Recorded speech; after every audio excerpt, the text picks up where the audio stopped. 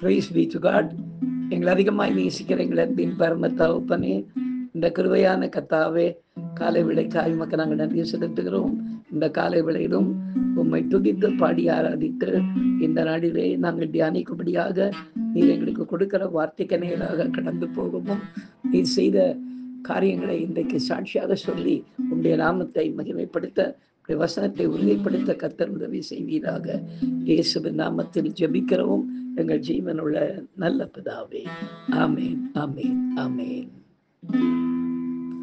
அன்பு, இயேசுவின் அன்பு, அன்பு, நேசரின் அன்பு, அன்பு, இயேசுவின் அன்பு, அன்பு, நேசரின் அன்பு, அநியாயம் செய்யாத அன்பு, ஆத்திரம் கொள்ளாத அன்பு, அநியாயம் செய்யாத அன்பு, ஆத்திரம் கொள்ளாத அன்பு, தன்னை என்றும் புகழாது தன்னலமாயிருக்காது, அதுவே இயேசுவின் அன்பு. தன்னை என்றும் புகழாது தன்னலமாயிருக்காது, அதுவே இயேசுவின் அன்பு.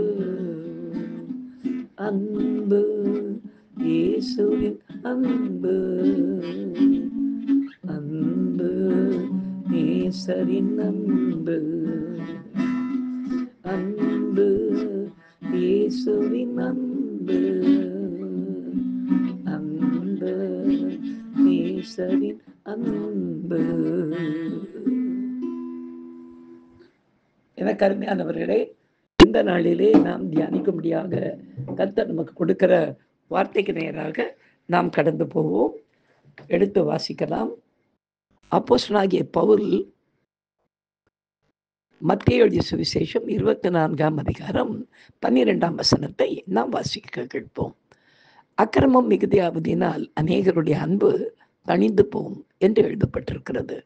பிரியமானவர்களே, வேதாகமத்தில் 1 கொரிந்தியர் 13ஆம் அதிகாரத்தில் நம்பிக்கை, விசுவாசம், அன்பு இம்மூன்றும் உலகத்தில் நிலைத்திருக்கிறது, இவைகளில் அன்பே பெரியது என்று எழுதப்பட்டிருந்தாலும், சில அக்கிரமமான சுவாபங்கள் நமக்குள் வர அனுமதித்து விட்டோமானால் நமது அன்பு தணிந்து போய்விடும்.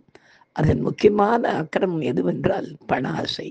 இது எல்லா தீமைக்கும் வேறாக இருக்கிறது என்று வேதமே சொல்லுகிறது. இந்த அக்கிரம ஆசை ஒரு மனிதனுக்குள் வந்துவிட்டால் அது அன்பில்லாத எந்த விதமான செய்கையையும் செய்ய துணிந்துவிடும். ஏனெனில் தேவன் அன்பாகவே இருக்கிறார்.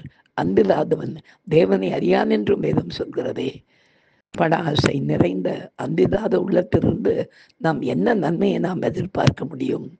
இந்த வசனத்தை உறுதிப்படுத்தும்படியாக நடந்த ஒரு காரியத்தை இன்றைக்கு நாம் சாட்சியாக கேட்போமா? கர்த்ததாமே இந்த சாட்சியின் மூலமாக மகிமைப்படுவாராக.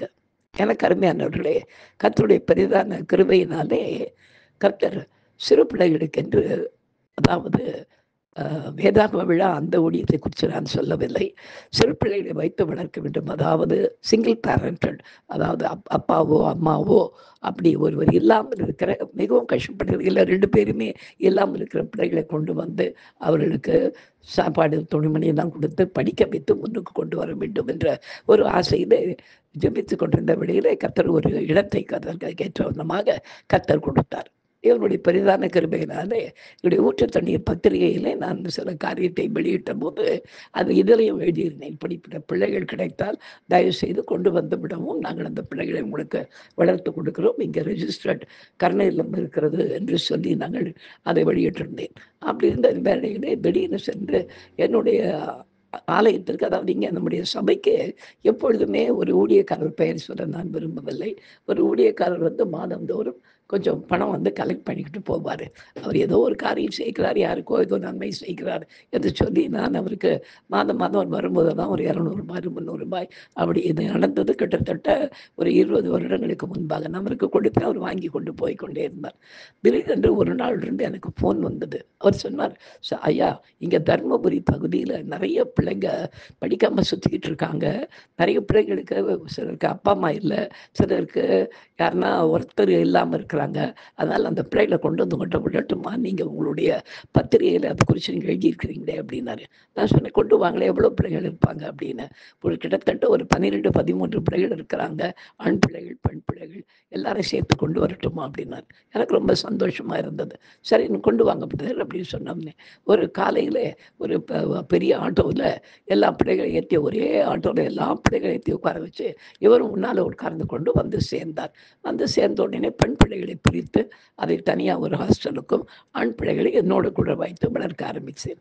அப்படி இந்த பிள்ளைங்க கிராமத்தில் வளர்ந்ததுனால கொஞ்சம் முரட்டு சுவாபமுள்ளவர்களாக இருந்ததுனால கொஞ்சம் கண்டிப்பாக இவர்களை வளர்க்க வேண்டியிருந்தது. அப்படி வளர்த்து கொண்டிருந்த பிள்ளைகள் ஒரு நாள் ஒரு பையன் ரொம்ப வால்தனம், அதாவது இது அது இல்லாமல் எல்லாத்துக்கும் ஒரு மாதிரி பிரச்சனை பண்ணி கொண்டே இருந்தான். அப்பா அவனை நான் கூப்பிட்டு கேட்டேன், ஏண்டா எனக்கு கொண்டு வந்து இவ்வளோ ஆசையாக உங்களை வளர்த்துக்கிட்டு இருக்க நேரத்தில் சொன்னால் கீழ்ப்படிய மாட்டியாப்பா நீ அப்படின்னு கேட்கும். திடீர்னு என்ன பார்த்தான், என்ன எதுக்கு கீழ்ப்படியணும் உங்களுக்கு அப்படின்னா. எனக்கு ஒன்றும் புரியல, என்னடா அது இப்படி கேட்கலாம் இவன் அப்படின்னு சொல்லிட்டு கிட்டத்தட்ட ஒரு வருடம் ஆயிடுச்சு. நான் சொன்ன, தம்பி என்ன எதுக்கு கீழ்ப்படியணும்னா, முதல் என்னுடைய வயதுக்கு கீழ்ப்படியணும்ப்பா, ரெண்டாவது உன்னை நான் வளர்த்துக்கிட்டு இருக்கேன் அப்படின்னா. என்ன சும்மாவா வளர்த்துக்கிட்டு இருக்கீங்க அப்படின்னா. சும்மாவா வளர்த்துக்கிட்டு இருக்கேன் அப்படின்னா என்ன அப்படின்னானே. ஏன் நாங்கள் வந்த அத்தனை பேரும் ஒவ்வொருத்தரும் எங்களுடைய நிலங்கள் எல்லாம் விற்று ஒரு ஆளுக்கு 7,000 ரூபாய் நாங்கள் பணம் கட்டியிருக்கிறோம். அந்த பணத்தை கொண்டாந்து உங்கள்கிட்ட கொடுத்துட்டு தான் எங்கள்கிட்ட இங்கே கொண்டாந்து அந்த பாசை நீங்கள் சேர்த்துருக்காரு அப்படின்னா. எனக்கு ஒன்றுமே புரியல. ஒரு பிள்ளைக்கு 7,000னா கிட்டத்தட்ட 13 பிள்ளைக்கு நிறைய ஆகிட்டு இருக்கோம். சின்ன உண்மையாப்பா கொடுத்தீங்கன்னு ஒவ்வொருத்தனையாக கூப்பிட்டு கேட்டோம். ஒரு பிள்ளையும் பெண் பிள்ளைகளையும் விசாரிச்சுப்பா. ஆமாம் 7,000 ரூபாய் கலெக்ட் பண்ணாங்க எங்கிட்ட, அந்த கொண்டாந்து விட்டார், அந்த பார்சல் விட்ட தான் நாங்கள் கொடுத்தோம் அப்படின்னாங்க. உடனே அந்த பிள்ளைங்களை நிற்க வச்சுட்டு அந்த பாஸ்டருக்கு தான் ஃபோன் பண்ணி, அந்த பிள்ளைங்க எல்லாருக்கும் இருக்கும், தம்பி கேளுங்கப்பான்னு சொல்லிட்டு ஃபோன் பண்ணி அவரை கேட்டோம், பாஸ்டர் கொஞ்சம் வர முடியுமா நீங்கள் அப்படின்னு. எதுக்கு அப்படின்னு. இல்லை முதல்ல ஒரு காரியம் சொல்லுங்க அப்படின்னு. என்ன அப்படின்னு, நீங்கள் மாதம் மாதம் இந்த பிள்ளைகளுக்காக ஏதாவது என்கிட்ட பணம் கொடுக்குறீங்களா அப்படின்னு கேட்டேன். அவர் ஃபோனில் இல்லையா ஒன்றும் கொடுக்கலையே அப்படின்னு. இல்லை முதல் தடவை நீங்கள் வந்தப்போ ஏதாவது இந்த பிள்ளைகளுக்காக முன்பணம் ஏதாவது கொடுத்தீங்களா எனக்கு அப்படின்னு. இல்லை ஒன்றும் கொடுக்கலையே, சும்மா தானே கொண்டு வந்து விட்டேன் அப்படின்னாரு. உடனே பசங்கள்லாம் கேட்டுட்டு என்ன பார்த்து திருன்னு முடிக்க ஆரம்பிச்சாங்க. சொன்னேன், பாத்தியாப்பா ஃபோனை ஆஃப் பண்ணிட்டு, பார்த்தீங்களாடா ஒரு பைசா கூட உங்களுக்காக நான் வாங்கலை, நான் உங்களை சந்தோஷமாக வளர்க்கணும், கிராமத்து பிள்ளைகளை கொண்டு வந்து நல்ல வளர்த்து ஆளாக்கணும், உங்களை ஒரு அட்லீஸ்ட் என்னால் முடிஞ்ச ஒரு +2 வரையிலையாவது படிக்க வைக்கணும், ரொம்ப நல்லா படிச்சுங்கன்னா காலேஜுக்கு அனுப்பி உங்களை படிக்க வைக்கணும் தான்ப்பா நான் கொண்டு வந்தேன், மற்றபடி உங்களை வச்சு பிழைப்பை நடத்தணுன்ற எண்ணம் எனக்கு கிடையாது, அந்த ஆசைலாம் எனக்கு கிடையாது தம்பி அப்படின்னு சொல்லி மறுநாள் சொல்லி முடிச்சதுக்கப்புறம் இந்த பிள்ளைங்க போய் சைலண்ட்டாக படுத்து ஒருத்தவங்க பேசி கொடுக்குறாங்க, இது உண்மையாக தானா என்ன அப்படின்னு. மறுநாள் அந்த பாஸ்டர் வந்துடுறார். அப்போ எல்லாம் பிள்ளைங்களையும் வர வச்சு பாஸ்டர் வர வச்சு, பாஸ்டர் இந்த பிள்ளைங்க முன்னால் நின்று சொல்லுங்கள் நீங்கள் எனக்கு என்ன பணம் கொடுத்தீங்கன்னு. இப்போ அவர் சொன்னார், ஐயா இந்த மன்னிச்சிருங்க, எனக்கு கொஞ்சம் பணம் தேவை இருந்தது, அந்த நேரம் பார்த்து உங்களுடைய பத்திரிகை வந்தது, அந்த பத்திரிகையில் ஏழை பிள்ளைங்களை கொண்டாந்து விடுங்க வளர்க்குறேன்னு சொல்லியிருந்தீங்க, ஆனால் எந்த பணமும் நீங்கள் கேட்கல, நான் என்ன பண்ணேன் இதுதான் எனக்கு சாக்குன்னு நினச்சி அங்கே ஊரில் இருக்கிறவங்கள்ட்டெல்லாம் சொல்லி யார் யார் பிள்ளைங்களெல்லாம் கொண்டு போய் சென்னையில் ஒரு நல்ல பள்ளிக்கூடத்தில் படிக்க வைக்கணும்னு விரும்புகிறீங்களோ அவங்கள அனுப்புறீங்கன்னா அங்கே துணிமணி கொடுத்து பிள்ளைகளுக்கு சாப்பாடு தங்க இடம் கொடுத்து படிப்பு எல்லாம் அழகாக கூட சொல்லிக் கொடுக்க எனக்கு தெரிஞ்ச ஒரு பாஸ்டர் இருக்காருன்னு சொல்லி அதுக்கு முன்பணம் மட்டும் ஒரே ஒரு தடவை 7,000 ரூபாய் கொடுக்கணும் ஒரு பிள்ளைகளுக்குன்னு சொல்லி நான் கலெக்ட் பண்ணதேனவோ உண்மைதான். எனக்கு என்னுடைய பிரச்சனை பண பிரச்சனை, அதனால இந்த காரியத்தை பண்ணிட்டு அந்த பிள்ளைங்க முன்னால் அவர் ஒரு மாதிரி கூனின்னு இருக்க ஆரம்பிச்சார். நான் சொன்னேன், கேட்டுக்கிட்டீங்களா தம்பி என்ன சொல்கிறார் பார்த்தீங்களா, அவருக்கு பண பிரச்சனைப்பா, அதனால் அவர் செய்துட்டார், சரி நம்ம விட்டுடலாம் தேவையில்லை, சரிங்க பாஸ்டர் நீங்கள் போங்க அப்படின்னு சொல்லிட்டு அவரை அனுப்பி விட்டுட்டு அப்புறம் பிள்ளைங்ககிட்ட சொன்னேன்ப்பா, எந்த பண ஆசையினால நான் இந்த கர்ணையிலத்தை நடத்திக்கிட்டு இல்லை, உங்களை நல்லா வளர்க்கணுன்ற எண்ணத்தோட தான் வளர்த்துக்கிட்டு இருக்கேன், அக்கிரமமான எண்ணெல்லாம் எனக்கு கிடையாது தம்பி, தயவு செஞ்சு நல்ல பிள்ளைகளாக வளருங்கன்னு சொல்லி அந்த நாளில் அந்த பிள்ளைகள் ரொம்ப அன்பா இந்த இடத்துல வளர, எல்லாரும் இந்த இடத்துல +2 முடிச்சுட்டு இங்கிருந்து புறப்பட்டு போக ஏறக்குறைய எல்லா பிள்ளைகளும் இப்பொழுது நல்ல வேலைகளிலே திருமணமாகிய குழந்தைகளோடு இருக்கிறாங்க. கர்த்தருடைய நாமம் மாத்திரம் இந்த சாட்சியின் மூலமாக மகிமைப்படுவதாக. Praise the Lord. நாம் ஜெபிக்கலாம். எங்களை அதிகமாய் நேசிக்கிற எங்கள் அன்பின் பரம தகப்பனே, இந்த கிருபையான விடைக்காய் உமக்கு நாங்கள் நன்றி செலுத்துகிறோம், மகிமைப்படுத்துகிறோம் ராஜா.